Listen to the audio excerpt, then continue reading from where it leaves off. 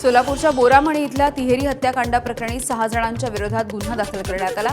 मृत गायत्री म्हस्के यांचा दीर शंकर उर्फ पप्पू म्हस्के याच्यासह 6 जणांच्या विरोधामध्ये गुन्हा दाखल करण्यात आलाय। संपत्तीच्या वादामधून हे तिहेरी हत्याकांड झाल्याची माहिती नातेवाईकांनी पोलिसांना दिली। मृत गायत्री म्हस्के यांनी संपत्तीतला वाटा तसंच उसने दिलेले 25 लाख रुपयांसाठी शंकर म्हस्के यांच्याकडे तगादा लावला होता आणि यामधूनच आरोपीनं हे हत्याकांड केल्याची तक्रार मृत गायत्री म्हस्के यांच्या नातेवाईकांनी दिली आहे। दरम्यान या प्रकरणी 5 संशयित पोलिसांच्या ताब्यात आहेत। मुख्य आरोपीच्या शोधासाठी 3 पथकं रवाना करण्यात आली आहेत।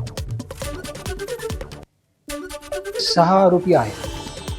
त्याच्यामध्ये मुख्य आरोपी आहे शंकर उर्फ पप्पू दत्तात्रय म्हस्के। मयत ही त्याची वहिनी आहे। एकूण 3 भाऊ आहेत। तिघापैकी 2 मयत आहेत। हा एकटा जो आरोपी आहे हा एकटा जिवंत आहे। त्याचे 2 भाऊ मयत आहेत। त्यांचे प्रॉपर्टीचे डिस्प्यूट चालू आहे।